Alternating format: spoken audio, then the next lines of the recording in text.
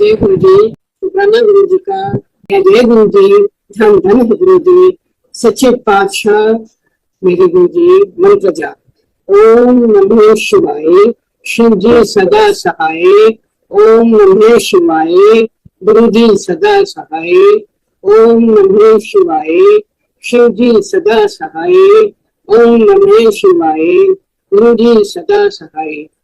गुरु जी सुख देने वाले हो, सच्चे पातशाह मेरी बख्श खता। मैं निमानी तो बेअंत तेरा अंत ना जाने। मेरे गुरु जी निमानियों के मान है, नितानियों की तान है, निओटियों की ओट है, निराश्रयों के आश्रय है, निगत्तियों की गत है, निपत्तियों की पत है, निलज्जियों की लज है, निथामियों के थाम है। मेरे सच्चे सतगुरु दर्शन दास ये सच्चे पातशाह सब भी सुनने वाले गुरु जी हर एक भी सुनते हैं। किसी को भी जो भी गुरु जी के दरबार में पहुंच जाता है वो खाली नहीं जाता। गुरु जी के पास मैं भी जिस समय पहुंची थी मेरी हालत बहुत खराब थी, बहुत ज्यादा।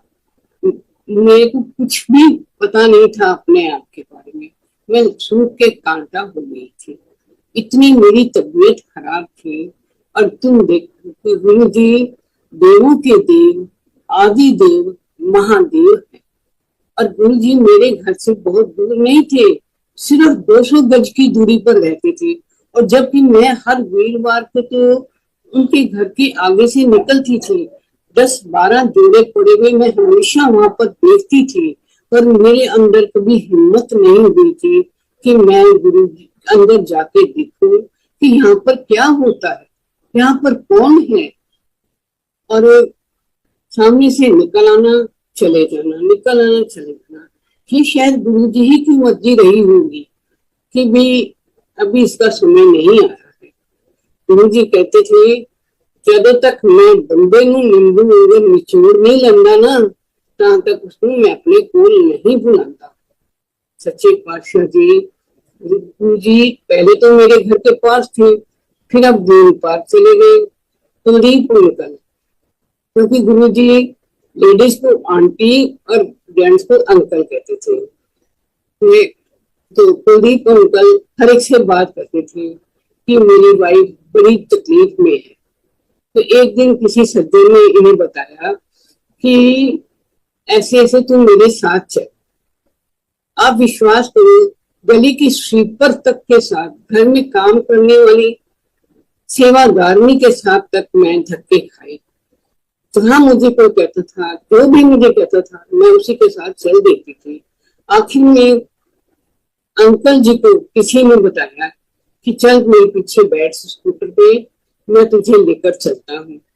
और वो गुरु जी के पास लेकर इन्हें आए। ये गुरु जी के पास आए, इन्होंने सारी बात बताई कि ऐसे ऐसे मेरी वाइफ डिप्रेशन में है बहुत ज्यादा। तो गुरु जी कहने लगे उसको लेकर तो कल 9 बजे मेरे पास आ जाना। ठीक 9 बजे मैं गुरु जी के दरबार जो कि अब ग्रीन पार्क में था, ग्रीन पार्क में कोठी थी के पास, वहां लेकर चले गए। तो मैं अंदर जा रही थी, लोगों में अपने हस्बैंड के पीछे पीछे, गुरु जी बाहर बुला रहे थे। तो लेकर एकदम से हमें अपने ट्रीटमेंट रूम में ले गए। देखते ही मेरे को उन्होंने जो उनका ट्रीटमेंट करने का इलाज था वो शुरू कर दिया।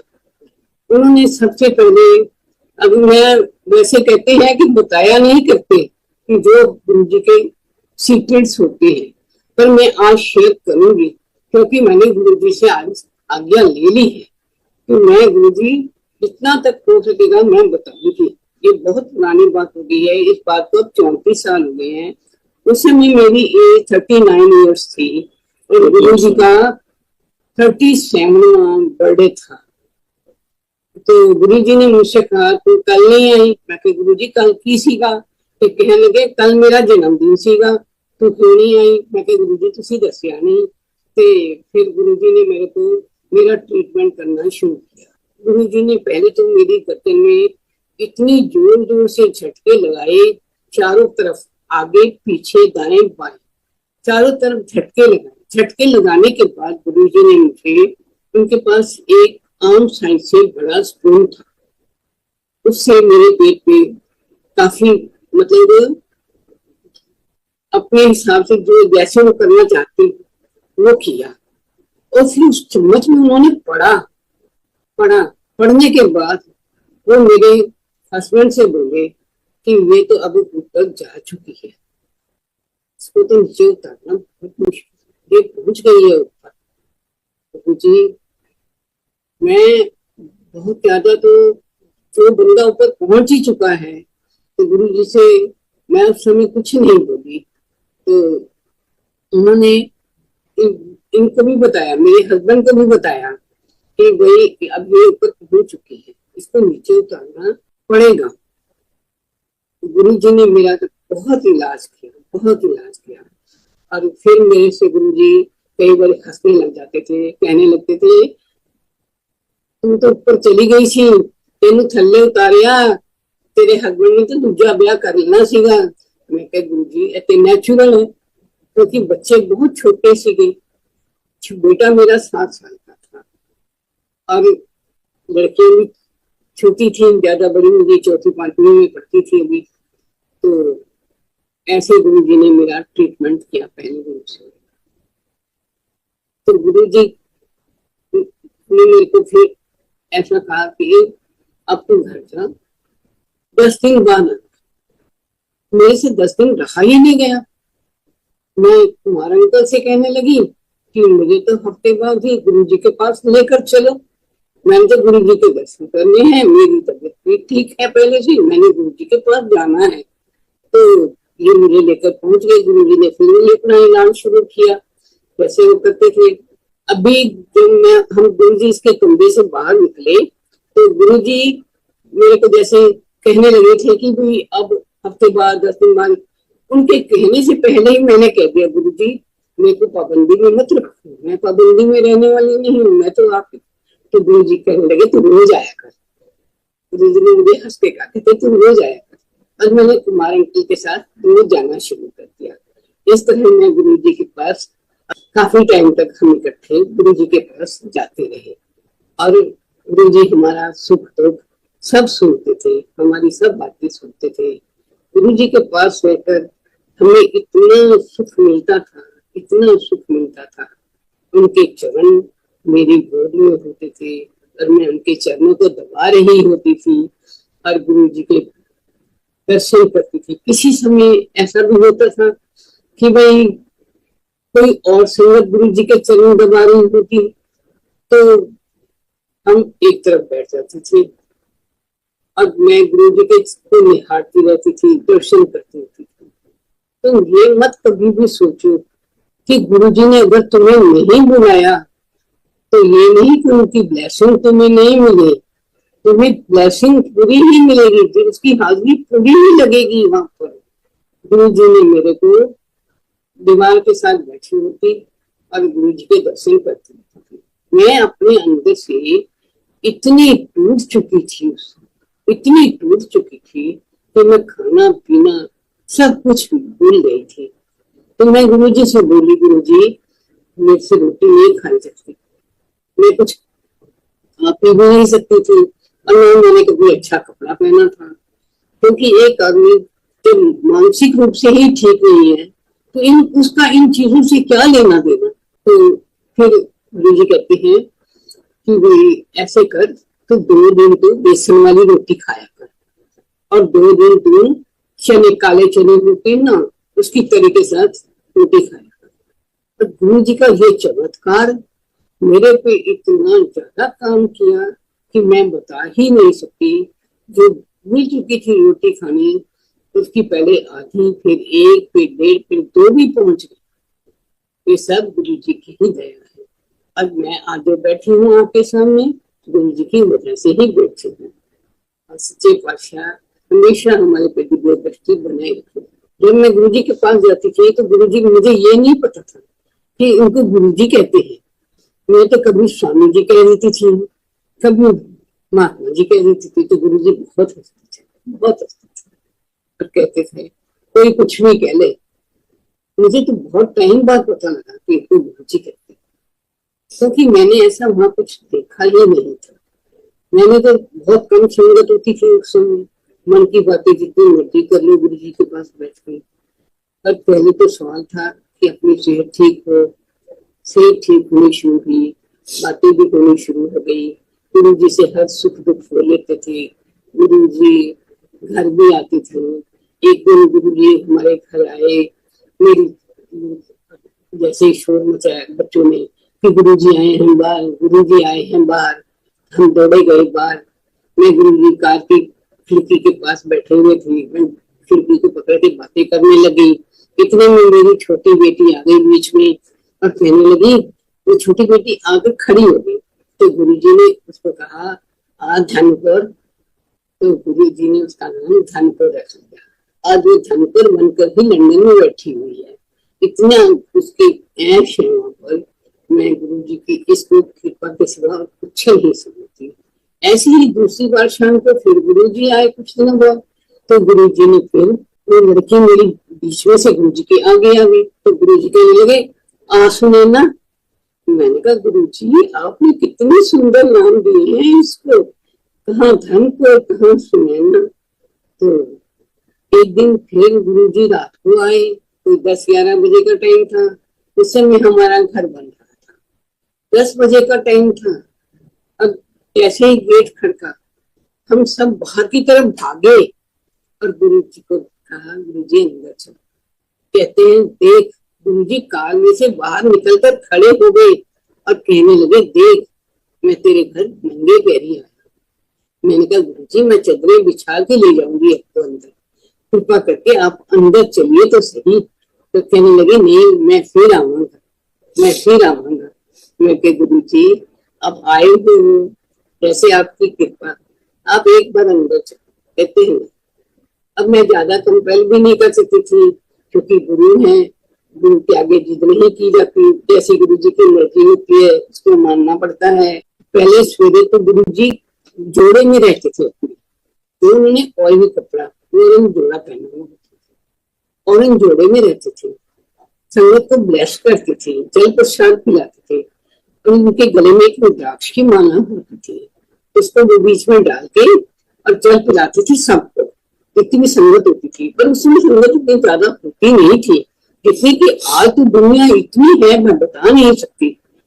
तो गुरु जी ने सबको जल प्रसाद पिलाना, जय प्रसाद पिलाना। गुरु जी ने अपना किया हुआ, जिसको समझते थे ये ब्लेसिंग है, किसको देनी है किसको नहीं देनी, मुझे भी मिली है वो ब्लेसिंग, गुरु जी की मुझे भी मिली है। और ऐसे गुरु जी ने उस जल प्रसाद में गुरु जी की इतनी खुशबू होती थी, इतनी ब्लेस होती थी, मैं बता नहीं सकती कि वो जल प्रसाद था या आबे हयात था, क्या था, ये मेरे गुरु जी ही जानते हैं। गुरु जी की चैन, गुरु जी की रुद्राक्ष की माला का कहीं जरा सा भी टांका हिल जाता था ना, तो कुमार अंकल से कहना, इन्हें ठीक करा के लिया, नहीं ठीक करा के लिया। ऐसे ही गुरु जी के हाथ में मार्गरेट थैचर की दी हुई घड़ी थी, घड़ी थी सोने की। और गुरु जी को सिर्फ कुमार अंकल पर ही विश्वास था, और उन्होंने कुमार अंकल को ही वो घड़ी देनी कि तू ही ठीक करनी है, किसी दूसरे ने नहीं देनी, इन तू ही ठीक करके लिया तो होने लगा। उन्होंने गुरु जी का आज्ञा मानी और जैसा गुरु जी ने कहना इन्होंने वैसा ही करना। ऐसी है हमारी संगत से गुरु जी। पहले तो मैंने हमेशा गुरु जी को जोड़े में देखा था। अब मैंने एक दिन मैं वहां पर बैठी थी तो गुरु जी कमरे में तैयार हो रहे थे कहीं जाने के लिए, क्योंकि वो 12:30-1 बजे के लगभग गुरु जी निकल जाते थे। तो मैंने देखा गुरु जी लाल कमीज, व्हाइट पैंट, लाल शूज। मैं कभी ये भी कोई रूप, ये भी रूप है एक। तो मैं सच में जैसी शर्ट होती थी वैसे शूज होते थे, पैंट व्हाइट होती थी, पैंट व्हाइट थे देखने को। और गुरु जी के शूज इतने चमकते थे, इतने चमकते थे कि मेरे जैसे की तो उसमें शक्ल नजर आती थी, मेरे जैसे की तो उसमें शक्ल नजर आती थी कि मैं गुरु जी के शूज में ही अपनी शक्ल देख लूं मैं निहाल हो जाती हूँ गुरु जी के इस रूप पर। ऐसे गुरु जी का हमारे साथ एक लगाव, एक प्यार बढ़ता चला। गुरु जी हमेशा हमें ब्लेस करते हैं और ब्लेस करते रहेंगे। ऐसे ही गुरु जी एक दिन हमें घर से बुलाया और कहने लगे ऐसा है कल बच्चों को लेकर ना तुम यहाँ आ जाओ मेरे पास सवेरे। मतलब गुरु जी बच्चे स्कूल कॉलेज जाते हैं तो कहने लगे कोई नहीं 2-3 पीरियड की छुट्टी करा देना। मैंने कहा अच्छा गुरु जी। तो हम दोनों बच्चों को लेकर गुरु जी के पास चले गए। जब टाइम पूरा हो गया तो गुरु जी ने कहा जाओ अब बच्चों को छोड़ो। मुझे नहीं पता कौन सी घड़ी थी या वो कौन सा टाइम था जो हमारे ऊपर या हमारे बच्चों के ऊपर मुश्किल था, जो गुरु जी ने अपने पास बुलाकर उस हमारे टाइम को काटा। ऐसे ही गुरु जी ने एक दिन फिर घर से बुलाया हमें और कहने लगे कि कैसे बुलाया। हम दोनों घर से उसी समय चले गए। तो जैसे ही हम गए तो गेट छोटा बंद हो चुका था। तो वो सेवादार होगा तो जब हमने गेट खड़काया सेवादार ने गेट खोला तो उसको कहने लगे कि वो कौन आया है। गुरु जी ने कहा तो उसने कहा सेवादार ने कि घड़ियों वाले आए हैं, हमारा बिजनेस घड़ियों का है तो घड़ियों वाले आए हैं। तो हम दोनों गुरु जी को पहले चरण वंदना की और उसके बाद हम दोनों उनके पास बैठ गए। गुरु जी हमेशा मुझे अपनी गद्दी के साथ जगह देते थे। जब भी मैं कुमार अंकल के साथ गुरु जी के पास जाती थी तो उन्होंने मुझे गद्दी के साथ ही अपनी जगह देनी। और जब मुझे घंटा 2 घंटा बैठे होगा ना कुमार अंकल को भी तो कुमार अंकल से कहना जा तू दुकान पे, तेरा टाइम हो गया दुकान पे जा तू, इसलिए मैं आपको भेज दूंगा या फिर मैं इस पे छोड़ दूंगा। तो गुरु जी आप भी छोड़ के गए तो किसी के साथ भी नहीं देते थे। ऐसे हमारे गुरु जी थे। ऐसे ही जब हमें घर से बुलाया तो मैंने गुरु जी को प्रणाम किया। उसने कहा घड़ियों वाले आए हैं। मैं गुरु जी के पास जाके हंस पड़ी। मैं कही गुरु जी चाहे घड़ियों वाली कह लो चाहे कुड़ियों वाली कह लो बात तो एक ही है।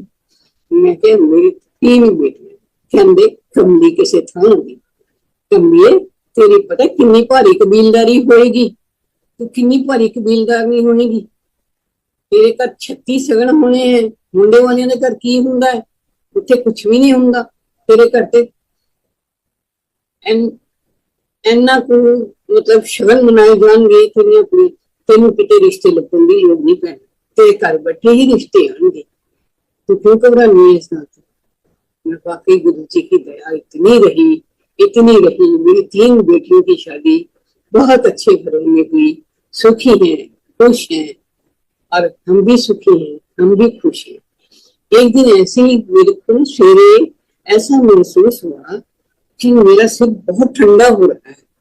तो मैंने बहू मेरी ने रात को बता दिया था मम्मी आज दूध फिट गया है। उस समय दूध लेने जाने का भी टाइम नहीं था तो इसने दूध जमा दिया और मैं जब उठी सवेरे से ठंडा था मेरा बहुत।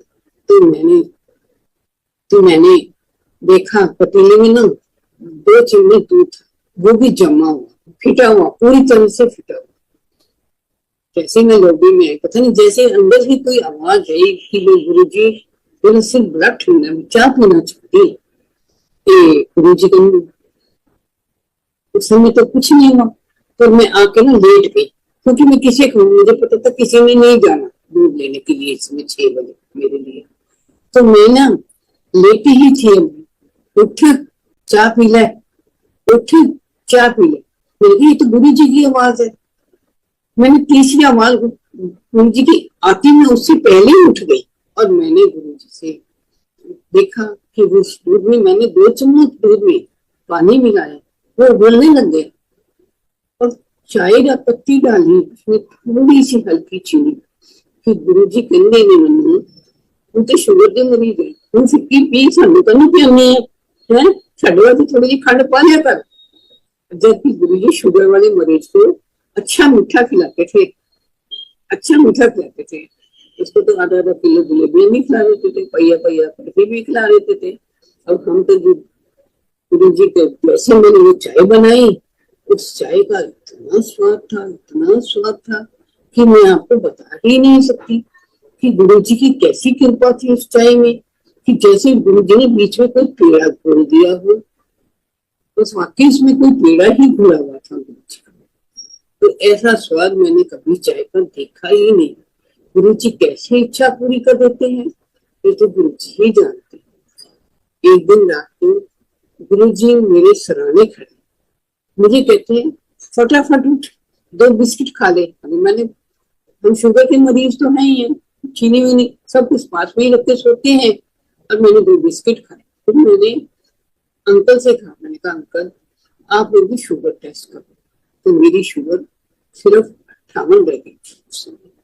गुरु जी की कृपा, कौन होने से पहले अगर 50 पहुंच गई तो मैं गुरु जी के पास पहुंच जाती, इससे पहले ही मेरे को बचा लिया। ऐसे ही गुरु जी ने देखा, सुनते ऐसे ही गुरु जी, मैं शुगर की पेशेंट होने के साथ साथ मेरे को और बीपी भी मेरा बहुत हाई रहता है, बहुत हाई रहता है। मैं 8 दिन हॉस्पिटल में रही, तो उसके बाद मेरे को बीपी की कम से कम 4 गोलियां खानी पड़ती थी। इससे मेरा बीपी, मुझे ऐसे लगता था कि और भी ज्यादा बढ़ जाता है। तो अरदास करनी गुरु जी। ऐसे हुआ एक दिन रात को मैं सोई हुई थी, तो मुझे ऐसा लगा कि जैसे मेरे यहाँ पर किसी ने अपना अंगूठा रखा, मेरी आंख खुल गई। मैंने देखा गुरु जी पिछले दरवाजे से, कमरे के पिछले दरवाजे बाहर निकले, और जैसे ही मैं अपने आप को उठ के बैठी तो मेरा बीपी ऐसा नॉर्मल हुआ था, ऐसा नॉर्मल हुआ था। जहां मैं 4 गोलियां खाती थी कार्डिवास की, हाँ मेरे को 1 गोली लग गई। अब मैं डेली 1 गोली सवेरे उठ के खा लेती हूँ। उसके बाद मेरा सारा दिन बहुत अच्छा बीत जाता है। गुरु जी की कृपा नहीं तो किसकी है। और मेरे पास गुरु जी की बहुत नहीं। ऐसे ही गुरु जी के पास जाती जाती मैंने को अच्छा कपड़ा पहनने की आदत पड़ गई। ऐसे में घर में पहले अच्छे कपड़े पहनती थी, ऐसे मैंने कपड़े पहनने शुरू कर दिए, और मैंने अपना जेवर भी निकाल के पहनना शुरू कर दिया। एक दिन मैं मंगलसूत्र डाल के गले में चली गई, गुरु जी कहने आके पाके आ गई तुम। मैं कहा गुरु जी ये मंगलसूत्र है, कहने एक ही हुंडा है। मैं कहा गुरु जी इस भी निशानी होती है। मैंने कहा अभी गुरु जी ने कहना, अभी गुरु जी कहेंगे तेरा सुहाग के दूजा ब्याह करने फिरता सी। मैं कहता गुरु जी का ऐसा कुछ कहा नहीं, क्योंकि बिन बोलिया सब कुछ जानता, बिन बोलिया सब कुछ जानता। ऐसे ही एक दिन मैं दोपहर के समय सोई हुई थी, तो मुझे ऐसा लगा कि हमारे लॉबी में से ही ऊपर जाने की सीढ़ी है, ऊपर फर्स्ट फ्लोर सीढ़ी है। तो जी वहां कुर्सी पड़ी थी, नीले रंग का शनील का इतनी गर्मी में गुरु जी ने जोड़ा डाला हुआ था, और धोती जो ऐसे बांधी हुई थी जैसे पंजाबी तहमत नहीं बांधते, जैसे भंगड़े वाले समझ लो, ऐसे धोती बांधी हुई थी, ऊपर टूटा था। तो मैं गुरु जी के चरणों में गिर पड़ी, मैं गिर पड़ी और पड़ी रही। तो गुरु जी ने कहा, एक किसी ने मुझको उठाने की कोशिश की कि उठो अब मैं, तो गुरु जी कहते हैं इसको यहीं पड़े रहने। आखिर में थोड़ी देर बाद उठी, तो मैंने गुरु जी से कहा गुरु जी मैं ठंडा लेती चाहे कुछ। तो गुरु जी कहते मैं अपनी तरफ से तो कुछ लेने गई, इतनी देर में गुरु जी अलग मुझे दर्शन। ऐसे ही गुरु जी, मैंने किसी से कहा था, दिल्ली गई थी 2 महीने रही मैं दिल्ली, गुरु जी ही मुझे लेके गए 7 नवंबर 2023 में, और गुरु जी ही छोड़ के गए 7 जनवरी 24 में। मैं गुरु जी से कहा, अरदास नहीं की, मैंने अपने आप प्लान किया कि मैं 3 जनवरी को वापिस चली जाती हूँ। मुझे 2 महीने हो गए हैं यहाँ पर आए। तो गुरु जी ने 3 तारीख को चक्का जाम कर दिया। जब निकलना था तो पता है रास्ता तो सारा पंजाब का ही है ना, तो गुरु जी ने चक्का जाम कर दिया। तेरे को साथ को ही लाया था, तेरे को साथ को ही छोड़ के आऊं। ही लाने वाले थे, गुरु जी ही ले जाने वाले थे, गुरु जी ही रखने वाले थे, गुरु जी ही दर्शन देने वाले थे। गुरु जी के पास जब मैं जाती थी बहुत ठंड होती थी, बहुत ठंड होती थी। जब मैं बड़े मंदिर जाती थी तो गुरु जी ने मेरे अंदर से बहुत पलट करने, ठंड बहुत है गया, शाल लेके आई, स्वेटर पा के आई, चब्बा पा के आई, पूरी तरह अपने आप को ढक के आई, गर्म सूट पा के आई। ऐसे गुरु जी ने मेरे को पूरा पहले बनाना, फिर मैंने कहा गुरु जी के दर्शन करने के लिए मैं जाती थी। ऐसे गुरु जी से मैंने कहा इतनी गर्मी और शरीर का सूट, तो दुनिया के अंदर इसी सर्दी गर्मी तो बहुत ऊपर है, इसी सर्दी गर्मी तो बहुत ऊपर है। सामने सर्दी गर्मी का कुछ मतलब नहीं है, सर्दी गर्मी कुछ नहीं, बहुत ऊपर है।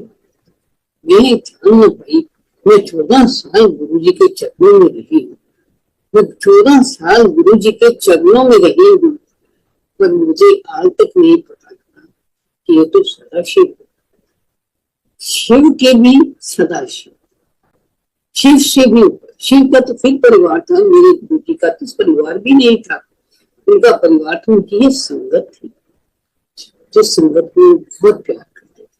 अपनी संगत पे तो वो इतना मतलब हर संगत का ध्यान रखते थे। उनके पास ऐसा कुछ नहीं था कि ये मेरे पास बड़ा आदमी है, ये छोटा है, ये वो है।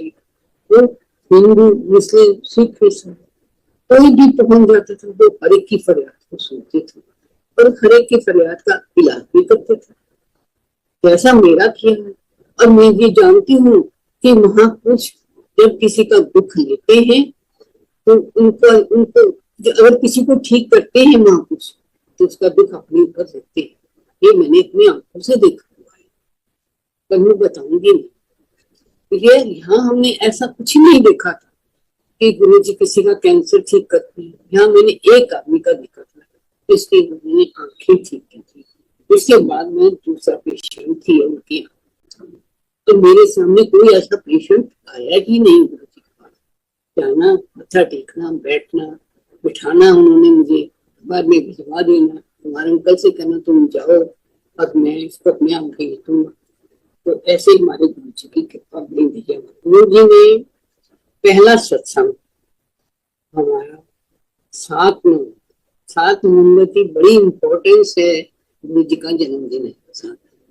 7 जुलाई गुरु जी का जन्मदिन है, तो 7 ही अक्षर की बहुत इम्पोर्टेंट हमारे लिए भी, संगत के लिए भी। शुक्राना करती हूँ, बार बार शुक्राना।